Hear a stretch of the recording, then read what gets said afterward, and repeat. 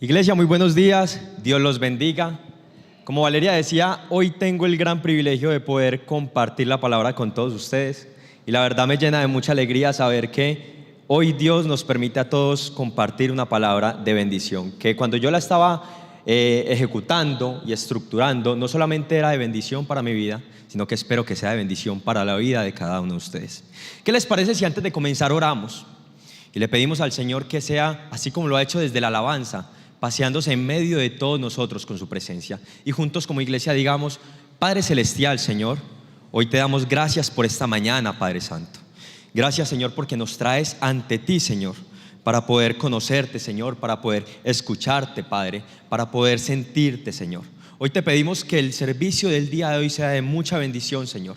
Que esta palabra, Señor, que voy a transmitir a toda la iglesia, Padre Santo, sea de gran bendición, Señor, y que tú nos acompañes todos los días de nuestra vida, Señor. Muévete de manera sobrenatural, Padre Santo, en esta que es tu casa, en el nombre de Jesús. Amén y amén.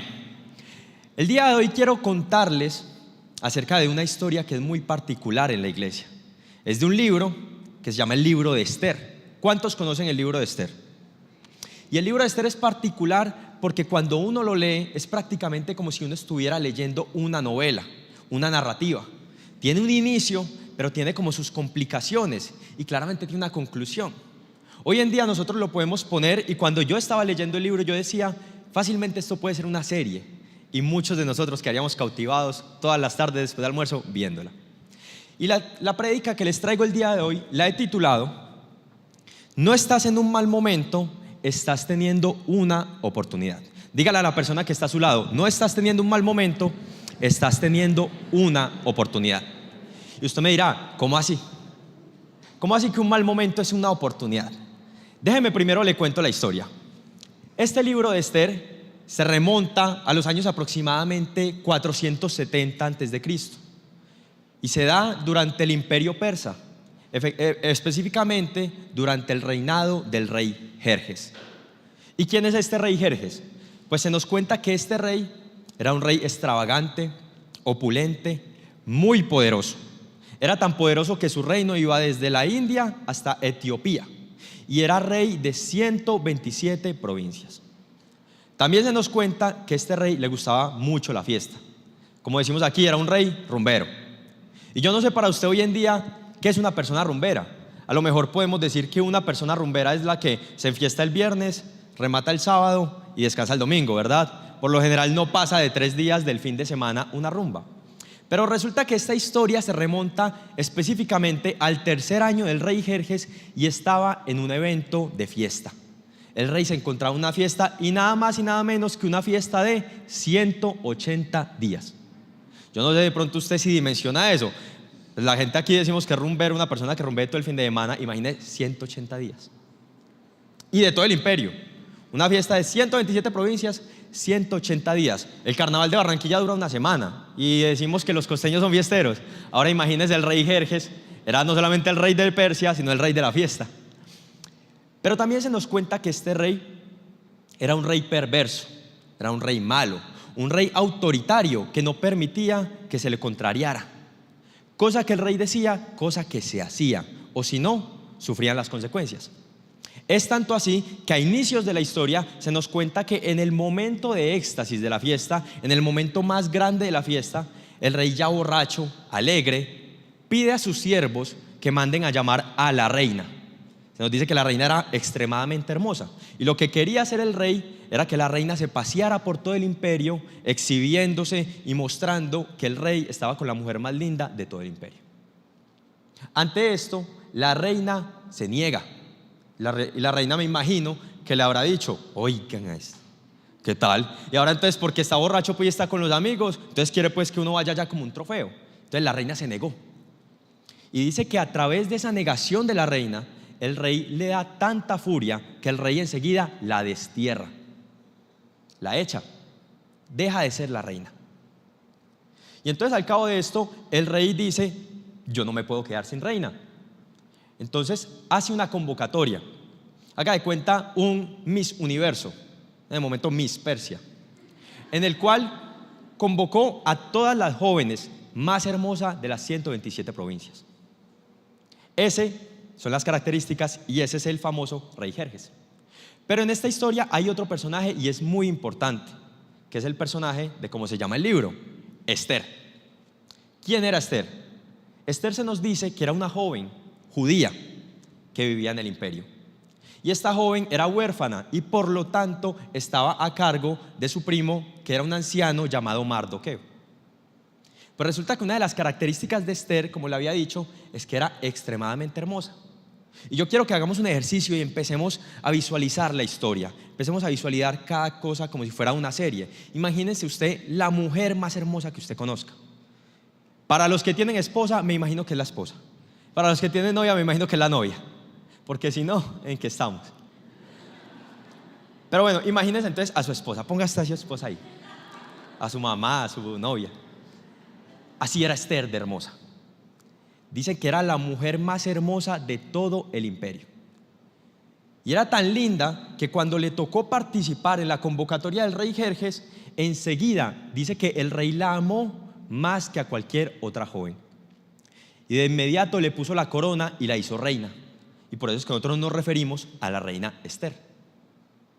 Pero también hay un tercer personaje. Ya tenemos al rey Jerjes, a Esther, que ahora es reina, la reina Esther, y tenemos un tercer personaje que es Mardoqueo. Mardoqueo era ese primo que hacía las funciones de padre con Esther. También era judío y cumplía la función de ser el portero de la entrada principal del templo del rey Jerjes. Se nos cuenta en la historia que ya cuando Esther fue reina, hubo un episodio importante. Y ojo con eso. Un día, cuando Mardoqueo estaba cuidando, se dio cuenta que dos guardaespaldas reales, específicamente los que cuidaban las habitaciones privadas del rey, se habían enojado con el rey. De pronto el rey les habló duro o los manoteó y dijeron: este man tan patán. Y entonces les dio tanta rabia a los guardaespaldas que empezaron a planear un complot para irse en contra de la vida del rey. O sea, los guardaespaldas querían matar al rey Jerjes. Y entonces Mardoqueo se da cuenta de esto. Y enseguida Mardoqueo se da cuenta, va donde Esther a contarle la noticia. Entonces llega Mardoqueo y le dice: Esther, imagínate que me enteré que a tu esposo, el rey, a causa de un enojo, quieren acabar con su vida. Te lo cuento para que le digas y haga algo, porque donde maten al rey, ¿qué va a pasar? Entonces la historia nos cuenta que efectivamente Esther va y le cuenta al rey Jerjes con lujo de detalles y específicamente dándole el crédito a Mardoqueo. Y en ese mismo momento el rey inicia la investigación y se da cuenta que la historia de Mardoqueo era real. Entonces enseguida llama a que capturen a esos dos escoltas y los ejecuten. Y ese acontecimiento quedó registrado en el libro de historias y de crónicas del reinado de los persas. Pero ojo aquí, y quiero que nos concentremos mucho en esta parte de la historia. Ya conocemos al rey Jerjes, a la reina Esther y a Mardoqueo. Falta un cuarto personaje. Quiero que nos enfoquemos mucho aquí porque de aquí en adelante va como la trama principal de la historia. Este personaje es Amán. ¿Quién era Amán? Pues Amán se nos dice que era el funcionario más importante de todo el reino, claramente después del rey. Y era tan importante que el rey había ordenado, a través de su orgullo y la opulencia y la prepotencia que tenía este hombre Amán, había ordenado que toda persona que se topara con él tenía que hacerle reverencia en señal de respeto. Tenía que inclinarse ante él. Podemos describir a Amán como una persona orgullosa, prepotente, arrogante, como decimos aquí, chicanera, un visajoso. Era así.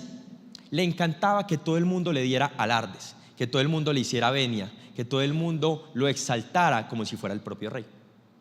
Y efectivamente todo el imperio le rendía honor a Amán, salvo una persona. Y esa persona es Mardoqueo. Mardoqueo era el único que no le hacía reverencia a Amán. Y Amán, siendo una persona tan orgullosa, esto lo molestaba. Y lo llegó a molestar a tal punto de que Amán no solamente tenía rabia contra Mardoqueo, sino que quería asesinarlo. Y cuando se enteró que Mardoqueo era judío, no solamente quería exterminar a Mardoqueo, sino que quería exterminar a todo el pueblo judío. Tanta fue la rabia que esto provocó en Amán, que Amán enseguida corrió a donde el rey a proponerle un negocio. Y el negocio era el siguiente. Amán empezó a decirle: mira, yo me he dado cuenta que en todo el imperio hay una clase de personas que a lo mejor no van mucho con nuestras costumbres, con nuestra cultura. Personas que para los propósitos del rey pueden ser piedra de tropiezo. Estas personas son los judíos. Y yo propongo que debemos tomar acciones de una vez, porque si no, se van a venir en contra de nosotros. Entonces yo le propongo a usted, rey, que firmemos un decreto en el cual en un día al azar todo aquel ciudadano tiene la obligación y puede perseguir, torturar y asesinar a cada uno de los judíos que están en el imperio. Dice entonces que el rey Jerjes, como le tenía tanto aprecio, le dijo así tal cual: todo el dinero y todas las personas del imperio están a tu disposición para lo que tú quieras. El rey le entregó a todas las personas del imperio a este funcionario y efectivamente firmaron el decreto. Y luego el rey le dijo, y fue tan descarado y le dijo: bueno, ya libramos el día, vámonos a beber. Y se fueron a beber. Tiempo después nos cuenta la historia que Mardoqueo se da cuenta del plan que tienen armado contra los judíos, del plan de Amán que iba en contra de los judíos. Y dice que Mardoqueo entró en una crisis, entró en un temor gigante, entró en una especie de tristeza, de depresión. Tanto fue así que se vistió de luto y se echó ante unas cenizas. Pero también nos dice que enseguida Mardoqueo fue a intervenir con la reina Esther. Y entonces, a través de un intermediario, Mardoqueo le dice a Esther: imagínate lo que está pasando. Van a firmar un decreto, hacer una ley que va a permitir acabar con mi vida, con tu vida y con la vida de todo el pueblo judío. Yo necesito que tú, siendo reina, medies por nosotros a través del rey. Y enseguida Esther, como conocía al rey, se asustó. Y Esther empezó a sacar excusas. Esther le empezó a decir: un momentico, usted bien sabe cómo es ese rey, que es un rey malvado, temperamental, autoritario. Si él no me ha solicitado a mí, yo no puedo ir ante su presencia, porque eso significaría que él me podría matar. Si solamente porque la esposa no quiso salir a la fiesta que él había organizado y la desterró, ahora ella yendo a contrariar el decreto que él iba a armar.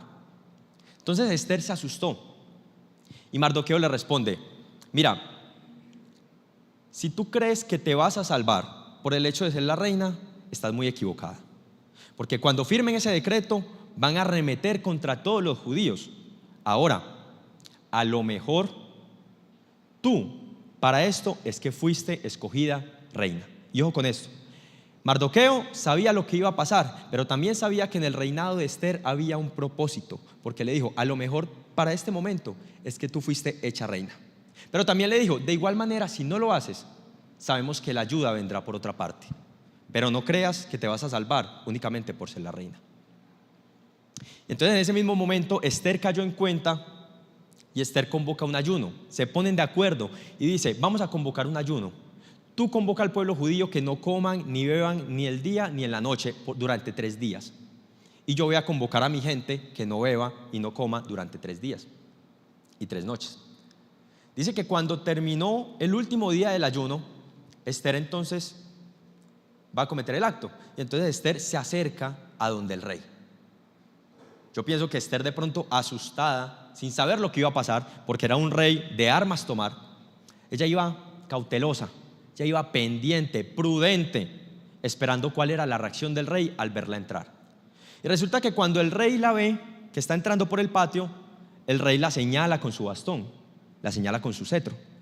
En ese tiempo eso era señal de que era bienvenida. Hoy en día es cuando nosotros decimos: pase, me tocan la puerta o que nos asomamos. Entonces el rey le dijo: pasa. Y cuando Esther se presenta delante del rey, el rey le dice: bueno, ¿qué quieres? Pídeme lo que quieras, que tú eres mi princesa, mi reina, pídeme lo que tú quieras. Esther, asustada, preocupada, me imagino que ansiosa, a lo mejor ella quiso en un primer momento decirle todo el cuento de una vez, pero Esther esperó. Y Esther dijo: si a usted le parece bien, yo he organizado un banquete. Como Esther sabía que al rey le gustaban tanto las fiestas, entonces dijo: yo he organizado un banquete y quiero que el banquete solo estemos usted, Amán y yo. Y entonces el rey enseguida dijo, listo, y mandó a llamar a Amán. Y entonces se nos cuenta que cuando estaban en el banquete, cuando estaban tomando, cuando estaban disfrutando, el rey le dice a Esther, bueno, ¿para qué nos has reunido? Pídeme lo que tú quieras. Y entonces Esther piensa y Esther le dice, hagamos una cosa, este banquete ya está muy avanzado, más bien convoquemos otro banquete al día siguiente y en ese momento les voy a contar tal cual lo que pienso hacer. Perfecto. Siguieron con el banquete, comieron, bebieron y cuando terminó el banquete nos encontramos con una escena que es Amán, el funcionario que se creía el más importante de todo el reino, saliendo alegre por la puerta principal, ya yendo para su casa. Imagínense si era un hombre tan orgulloso, tan arrogante, el hecho de tener una reunión privada, una fiesta privada con el rey, ¿qué significaba para ese hombre? Yo me imagino que en estos tiempos de pronto había puesto estados, poniendo en Instagram, aquí con el pana Jerjes, con mi parcero de toda la vida, desde chiquiticos, tiempos inolvidables, poniendo por Twitter. Entonces se nos cuenta que salió súper contento, pero esa felicidad le llegó hasta que llegó a la puerta principal. ¿Por qué? Porque cuando llegó a la puerta principal se encontró nada más y nada menos que con Mardoqueo. Entonces el hombre estaba feliz, dijo, no, yo soy lo mejor que tiene este reino.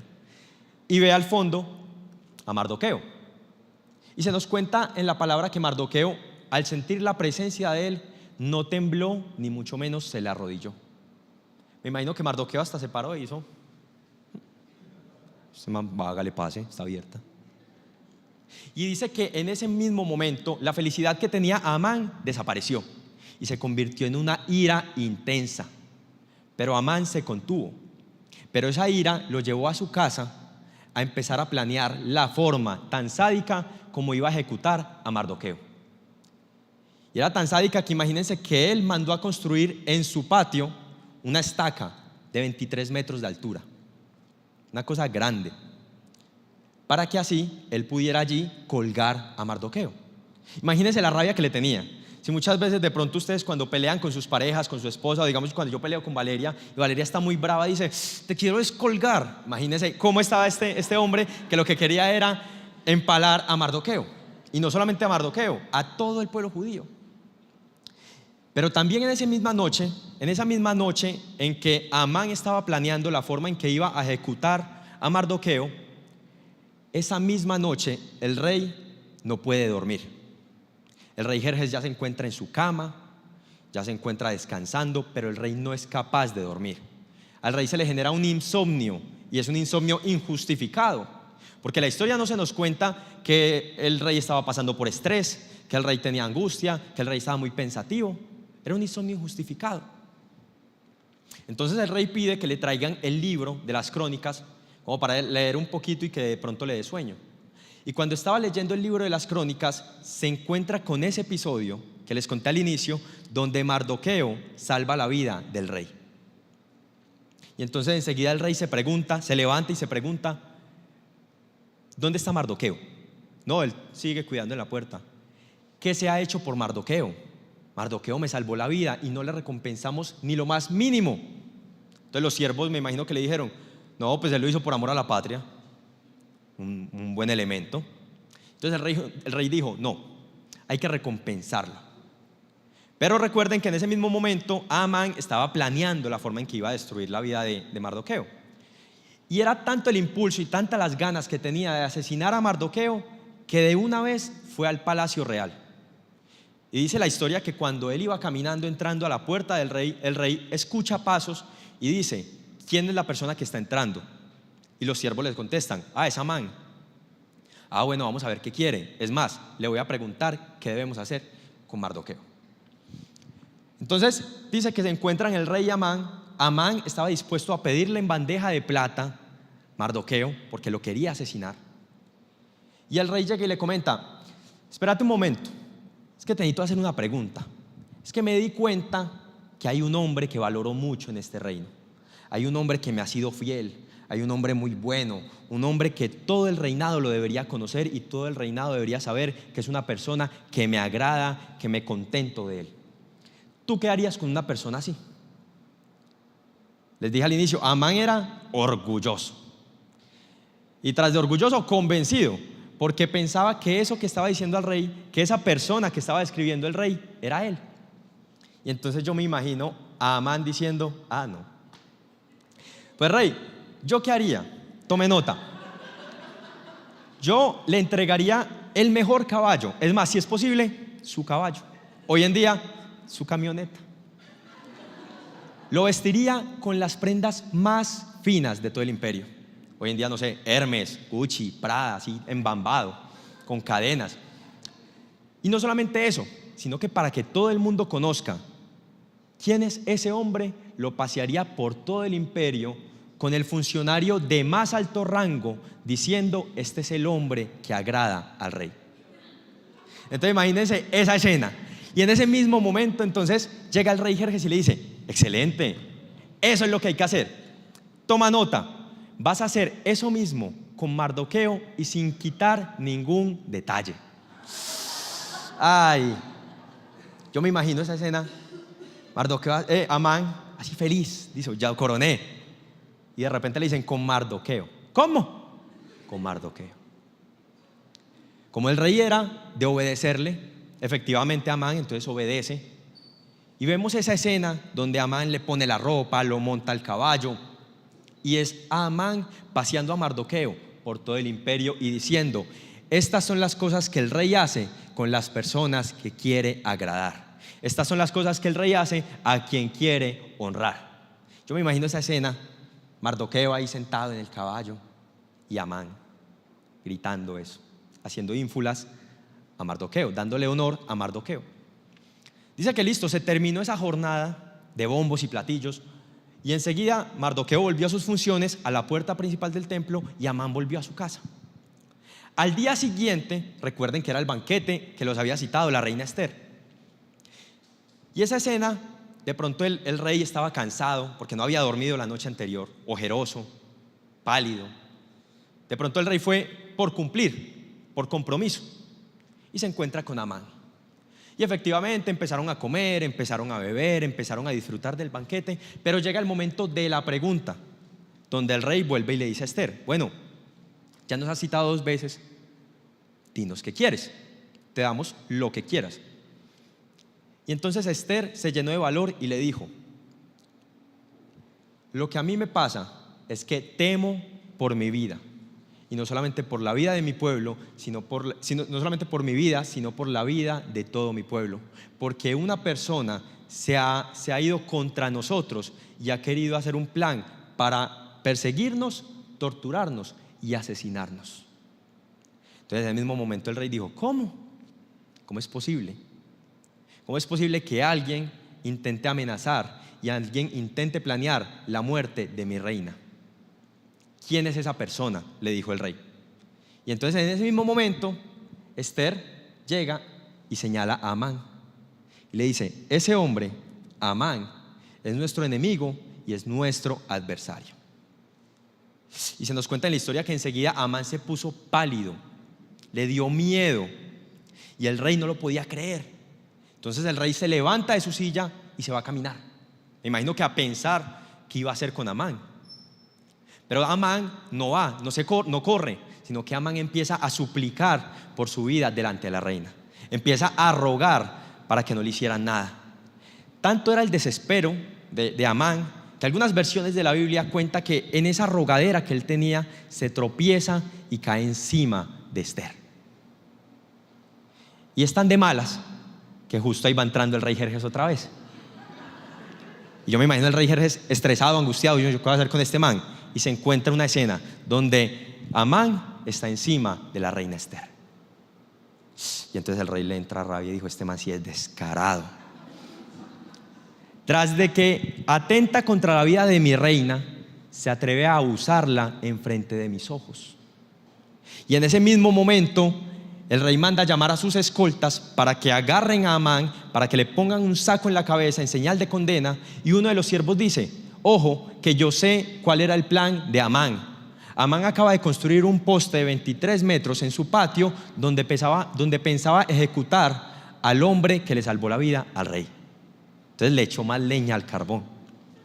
Y entonces enseguida el rey dice: ah, sí, bueno, esa estaca será la pena de Amán. Y dice que así lo hicieron, dieron muerte a Amán y la ira del rey Jerjes terminó. Más adelante se nos cuenta que esto fue de bendición para el pueblo judío, porque a partir de eso el rey Jerjes firmó un decreto donde todo judío se podía defender y donde las pertenencias de Amán eran repartidas a los judíos. Y este es el final de la historia de Esther. Quería comentárselas y quería contárselas porque me pareció muy importante las cosas que habló a mi vida, y hoy quiero que tú entiendas esto. Y es que no es una historia muy lejana a lo que día a día nosotros vivimos. A lo mejor tú no estás preocupado hoy por una pena de muerte, a lo mejor no estás preocupado porque te están persiguiendo, no estamos preocupados y gozamos de la libertad de culto hoy en día en Colombia, pero sé que en tu vida han pasado circunstancias en las cuales tú te sientes como si fueras a morir. Has pasado por circunstancias tan difíciles que, así como Mardoqueo lo hizo en su momento, te tiras al dolor, te vistes de luto y te tiras en la tristeza. Pero yo pienso que hay algo clave en esta enseñanza, y es que tanto Esther como Mardoqueo, pese a esa situación tan grande, ellos entendieron no que estaban afrontando una situación grande, sino que tenían algo más. Y quiero que tú entiendas esto el día de hoy. Y es que los grandes problemas no son simplemente grandes problemas. Los grandes problemas son grandes oportunidades para que tú puedas ver la grandeza de Dios actuando en tu vida. Repita conmigo: los grandes problemas son grandes oportunidades para ver la grandeza de Dios en nuestras vidas. Amén. Y esto, ¿por qué lo digo? Porque vean que cuando estuvo ese momento de persecución, póngase usted en ese lugar. Imagínese donde en Colombia firmen un decreto así de ese estilo, con la iglesia del Poblado Misión Cristiana. Muchos de nosotros estaríamos en depresión absoluta.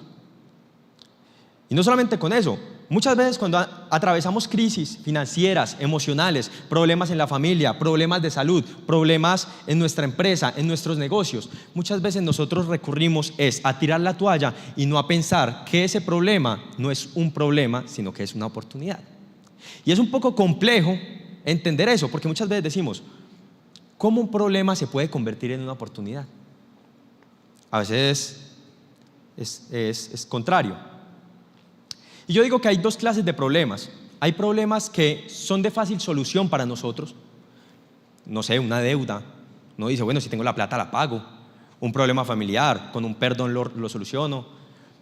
Pero esos problemas que se nos salen de las manos, ¿qué hacemos frente a esos problemas? Muchas veces lo que podemos hacer es echarnos al dolor y decir: porque a mí, Señor, si es que yo vengo a la iglesia todos los domingos, yo me conecto a las 5 de la mañana con el pastor, me conecto a los envíos de la pastora, ¿por qué me está pasando esto a mí? Y empezamos a quejarnos y a criticar la voluntad de Dios en nuestras vidas. ¿Sabes algo? Tus problemas y tu situación va a empezar a cambiar cuando entiendas que tu problema no es solamente un problema, sino que tu problema tiene un propósito. Y ese propósito es la gran oportunidad de participar en la sobrenaturalidad de Dios en tu vida. Pero entonces, ¿cómo hacemos nosotros para poder entender que los problemas no los debemos ver como lo que son, como problemas, sino que los debemos ver como oportunidades? Y yo quiero regalarle hoy a usted 3 puntos claves para que usted pueda empezar a ver sus problemas como oportunidades para ver la presencia de Dios en sus vidas. Y el primer punto es efectivamente que ese problema es la oportunidad perfecta para participar en los planes de Dios. Cuando ellos estaban emproblemados, cuando ellos se dieron cuenta del decreto, dice que Amán enseguida actuó y fue a buscar a Esther. ¿Y qué fue lo que Esther le dijo cuando él le dijo: intercede por nosotros? Esther se justificó y dijo: no, es que si yo me presento ante él, él me mata.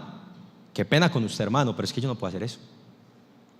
Pero Mardoqueo le dice algo muy importante y le dice: a lo mejor si tú no haces nada, la ayuda vendrá por otra parte, pero de pronto para esto es que fuiste hecha reina.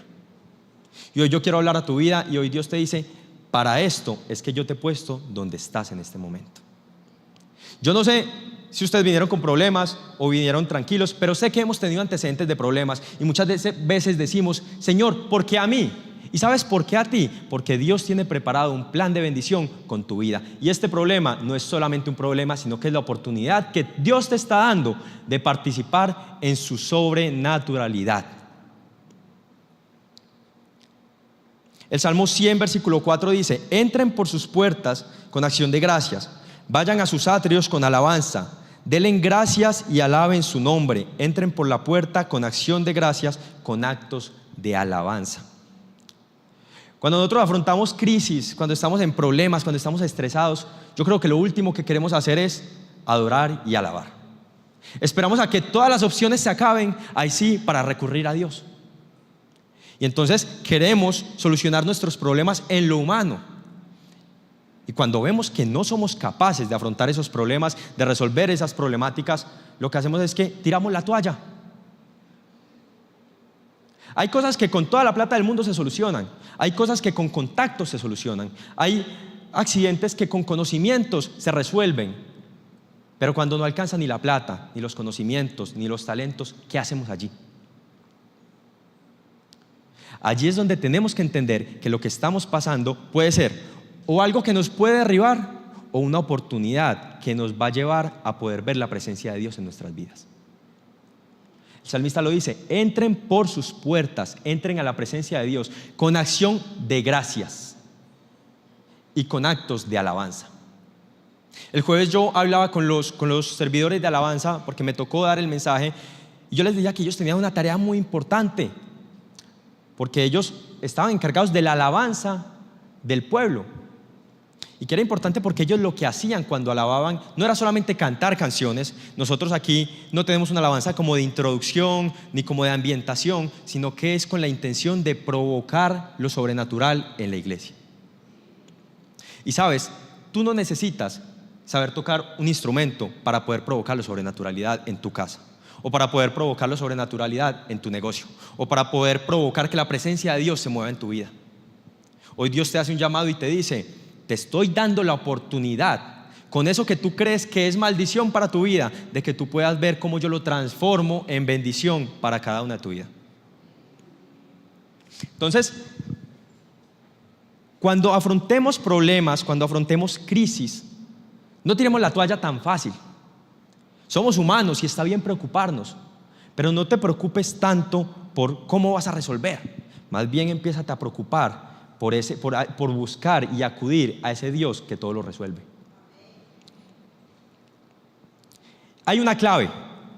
Segunda de Crónicas, capítulo 7, versículo 14 dice: pero si mi pueblo, que lleva mi nombre, se humilla y ora, busca mi rostro y se aparta de su conducta perversa, yo oiré desde el cielo, perdonaré sus pecados y restauraré su tierra.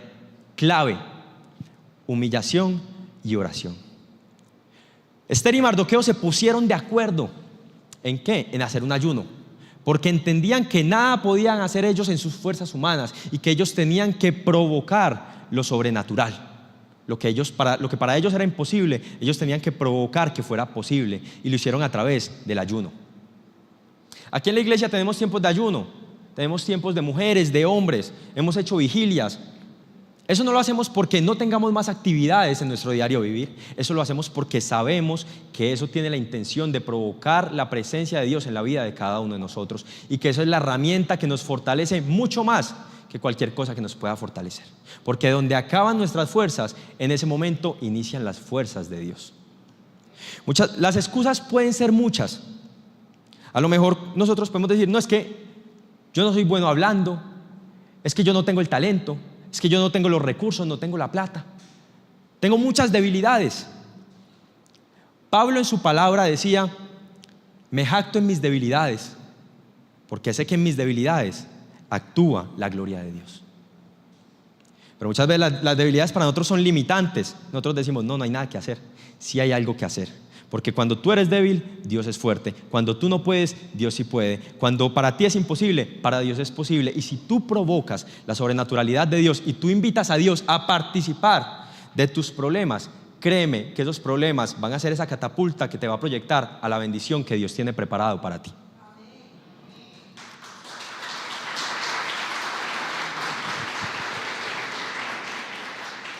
Lo segundo, ya entendemos que lo primero es ver la oportunidad. ¿Y de dónde vemos la oportunidad? En esos problemas que nos dan tantos dolores de cabeza, que nos generan ese insomnio que le generó al rey. Pero lo segundo es entender, y diga conmigo, entender que nuestro Dios está presente y no está ausente. A mí me parece muy curioso que al mismo tiempo que Amán estaba preparando y estaba planeando la forma en que iba a asesinar a Mardoqueo, en ese mismo instante al rey le pasa algo raro, un insomnio. Muchas veces nosotros sufrimos de insomnio o no podemos dormir porque andamos pensando mucho, porque tenemos ansiedad, estrés. Y decimos, no puedo dormir, no puedo pegar el ojo. Y justo en ese mismo momento que estaban planeando la muerte de Mardoqueo, ocurre el insomnio injustificado del rey. Y en ese momento el rey se da cuenta que Mardoqueo le había salvado la vida. Entonces el rey cae en cuenta de que a Mardoqueo hay que felicitarlo y hay que responderle por el actuar que él había tenido. ¿Sabe algo? Cuando usted entiende que usted tiene un Dios presente, puede que a usted se le venga el mundo encima, pero usted está seguro que de eso usted va a salir. Cuando usted sabe que Dios está presente, usted tiene en cuenta de que Dios no pasa nada por alto. El Salmo 121, versículo 2 al 4 dice: mi ayuda proviene del Señor, que hizo el cielo y la tierra. No permitirá que tu pie resbale, jamás se duerme el que te cuida, jamás duerme ni se adormece el que cuida de Israel. Cuando nosotros caemos en cuenta de que tenemos un Dios presente, podemos estar tranquilos. ¿Por qué? Porque no se duerme ni se adormece el que cuida de Israel. Y hagamos un ejercicio. Diga conmigo: no se duerme ni se adormece el que cuida de... dígale su nombre, ponga su nombre. No se duerme ni se adormece quien cuida de David. No se duerme ni se adormece quien cuida de Jorge. No se duerme ni se adormece ni quien cuida de Mario. No se duerme ni se adormece quien cuida de Valeria. Y por lo tanto podemos estar tranquilos. Amén. Jerjes tuvo un insomnio. Jerjes, siendo malo, tuvo un insomnio que lo hizo caer en cuenta. ¿Sabes algo? Dios siempre está pendiente a nuestras necesidades y nada pasa por alto. Y así como Jerjes tuvo ese insomnio que lo hizo recordar lo que había hecho Mardoqueo y lo exaltó, Dios, siendo perfecto, nunca pasa por alto nada de lo que hemos hecho, nada de lo que hemos trabajado, nada de las cosas por las cuales nos hemos esforzado. Y ten en cuenta y ten presente que si lo hiciste y lo pusiste en manos de Dios, Él te recompensará. Porque Dios no es hombre para mentir. Dios es perfecto. En su palabra también dice a los padres, los que tienen hijos aquí, dice: ustedes, siendo humanos, siendo imperfectos, siendo malos, saben dar cosas buenas a sus hijos. ¿Cuánto más no dará el Padre a quienes le ama? Cuando nosotros entendemos que tenemos un Dios presente, es entender que podemos estar pasando por el valle de sombra y de muerte, como decía el salmista, pero nuestro corazón no debe de temer, porque sabemos que vamos con Él. Que se pueden levantar muchas pruebas, que pueden haber muchas circunstancias, crisis familiares, crisis económicas, pero de todas ellas vamos a salir bendecidos, porque tenemos un Dios que está presente, que no se duerme y que tiene el ojo pendiente en tu circunstancia. El Salmo 56, y vea qué bonito esto, es un salmo muy poético. Salmo 56, versículo 8 al 9 dice: tú llevas la cuenta de todas mis angustias y has juntado todas mis lágrimas en tu frasco. Has registrado cada una de ellas en tu libro. Mis enemigos emprenderán la retirada cuando yo clame a ti por ayuda. Una cosa sé: Dios está de mi lado. El rey Jerjes pasó por alto el actuar de Mardoqueo, pero hoy Dios te dice: yo no paso por alto esas lágrimas que un día derramaste. Hoy Dios te dice: yo no paso por alto esa rodilla que un día inclinaste. Yo no paso por alto esas oraciones que un día me levantaste. Yo no paso por alto esas alabanzas que me dedicaste. Y el salmista decía: puede que no sepa nada, pero algo sí sé, y es que Dios está de mi lado. Y hoy yo te digo a ti, puede que tú no sepas muchas cosas, que tú no sepas cómo vas a salir de los problemas, que tú no sepas cómo vas a afrontar la vida. Para los jóvenes, yo que soy joven sé que estamos en el camino de empezar la vida. A lo mejor no sepas de qué forma vas a empezar la vida, pero algo sí debemos de tener claro, y es que Dios está de nuestro lado. Está de nuestro lado a tal punto que no se olvida de nada de lo que nosotros hacemos. Y así como el rey Jerjes en su libro de las crónicas escribió el evento de Mardoqueo, el Señor hoy te dice que Él plasma en su libro cada una de esas lágrimas que en su momento tú derramaste, cada uno de esos problemas que estás viviendo, cada una de esas circunstancias que en este momento te atormentan. El Señor las plasma en su libro y se acuerda de ti para poder levantarte y poder llevarte a ese propósito que Él tiene con cada uno de ustedes. Amén. Entonces, cuando nosotros entendemos que hay una oportunidad tras un problema, y cuando entendemos que Dios está presente, vamos encaminados a entender que los problemas no son problemas, sino que son oportunidades. Pero lo tercero, y esto es importante,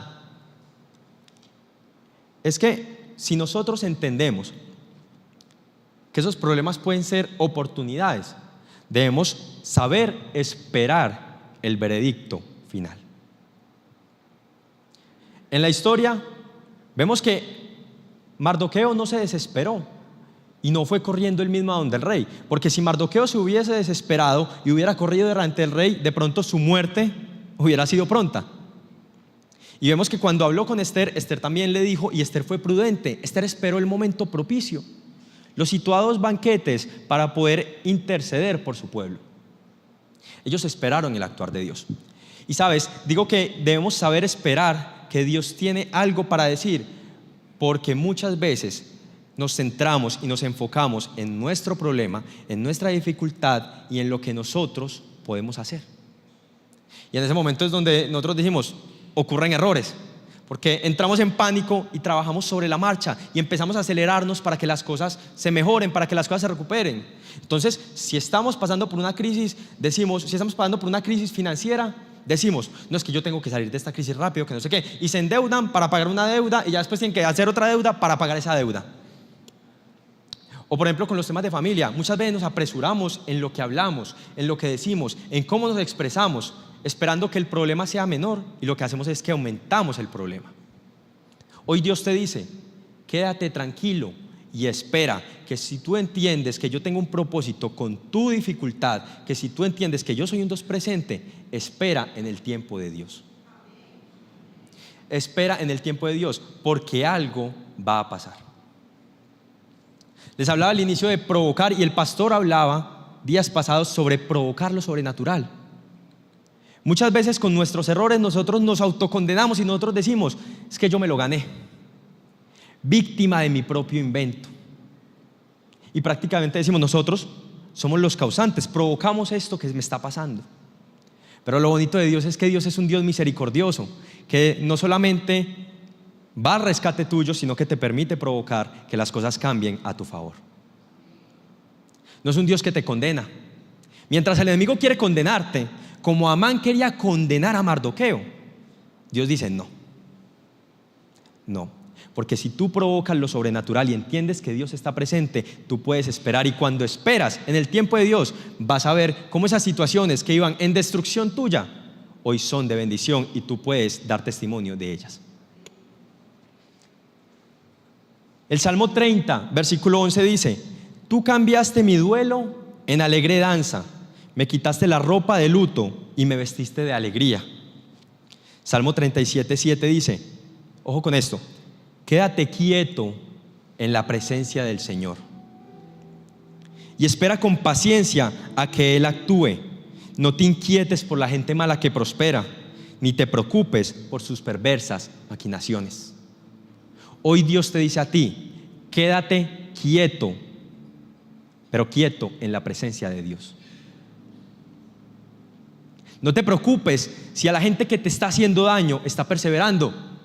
No te preocupes si quien te traicionó está perseverando.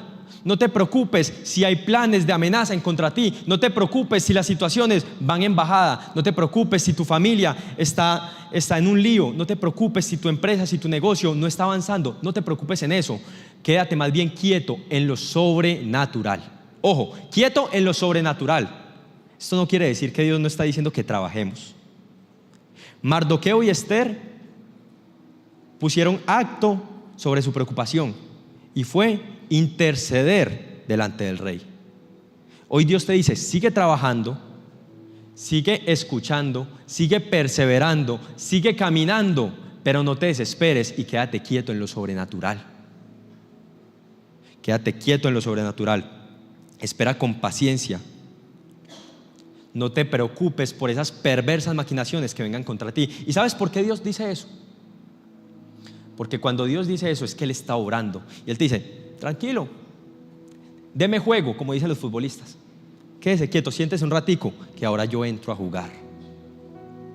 Y ante ese problema que tú no sabes cómo resolver, ante ese partido de la vida donde tú no has metido ni un solo gol y van 11-0, cuando tú dejas actuar a Dios, cuando tú provocas lo sobrenatural, permites que Dios entre en tu vida, sabes que es presente, Dios empieza no solamente a empatar ese marcador, sino que te da la victoria en tu vida.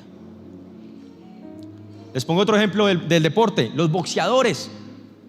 La vida muchas veces no es de quien sepa hacer muchas cosas. La vida no es solamente de quien esté más tranquilo. La vida es de quien sepa aguantar y resistir. Y los planes de Dios es muy importante aprender a esperar y a resistir para poder ver esa gran bendición que Dios tiene para cada uno de nosotros. En el boxeo, el deporte del boxeo no solamente gana el que pegue más duro, gana el que tenga más resistencia. Porque de pronto en los primeros encuentros cada boxeador pega durísimo, pero a medida que va pasando el tiempo, de que se van desgastando, se van cansando, y ya en un golpe no tiene la misma potencia, ya los reflejos no son tan ágiles. Así mismo pasa con nuestra vida. Es muy fácil nosotros asumir una problemática de una, porque nosotros decimos: no, eso lo saco rápido. Pero cuando la problemática avanza y llevas mucho tiempo lamentándote, llevas mucho tiempo llorando, llevas mucho tiempo estresado, es allí donde el cansancio te empieza a jugar en contra y donde el enemigo hace lo posible para generarte más miedo, para generarte más temor, para generarte más angustia. Pero ¿sabes algo? Hoy Dios te dice: quédate quieto y espera con paciencia, porque si ya fuiste a donde mí, yo me encargo de que eso que en este momento te está derribando, yo voy a hacer que tú te levantes, y te levantes con más fuerza que al inicio. Amán quería atemorizar a Mardoqueo para que Mardoqueo se inclinara frente a él.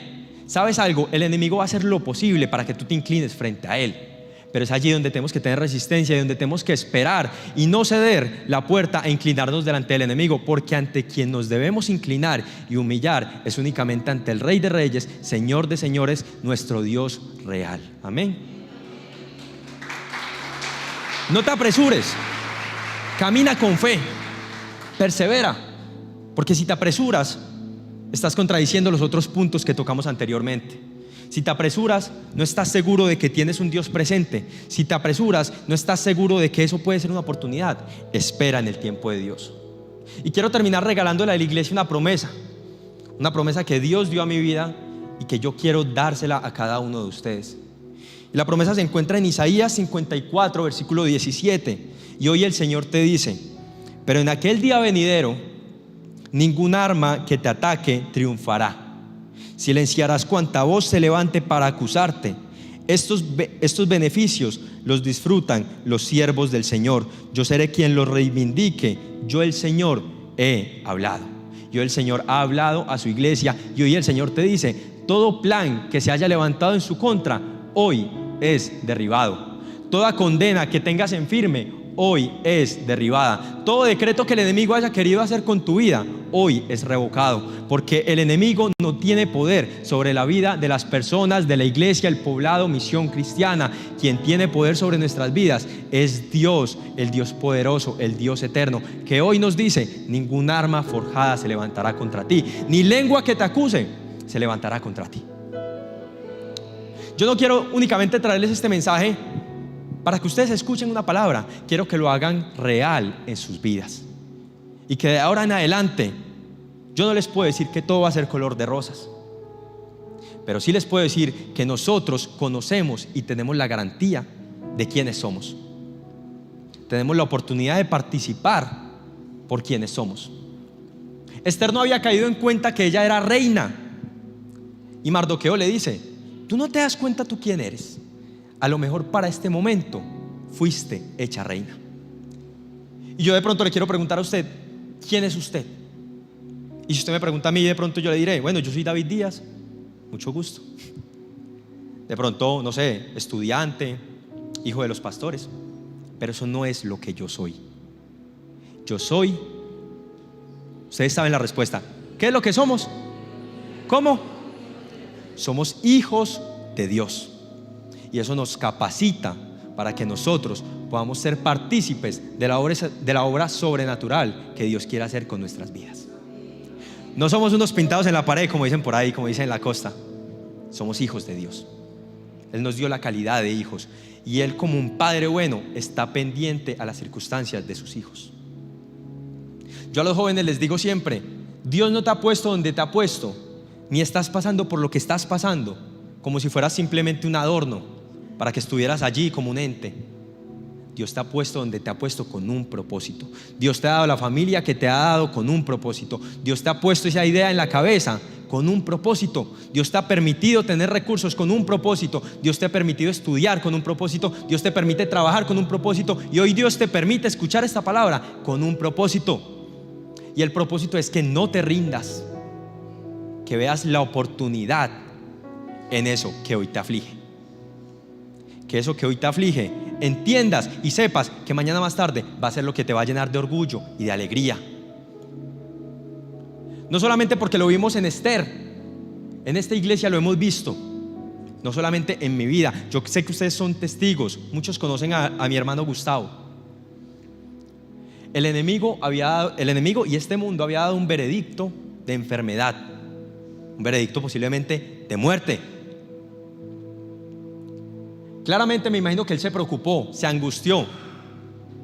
Pero él, ¿qué hizo? Empezó a servir aún más y empezó a adorar a Dios, empezó a provocar lo sobrenatural. Supo que él podía ser partícipe de que Dios actuara en su vida. Y hoy en día toda la iglesia conoce que el veredicto cambió a su favor.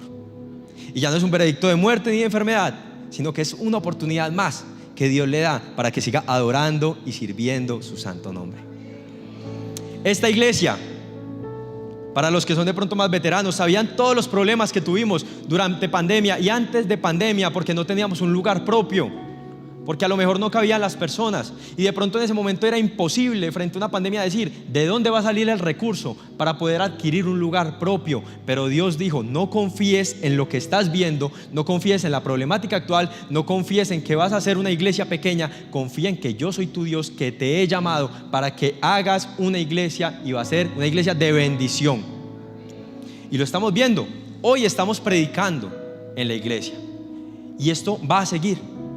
Y yo no me imagino el día cuando ya estemos con la obra terminada, no por el alarde de tener un edificio, eso no es lo que vale.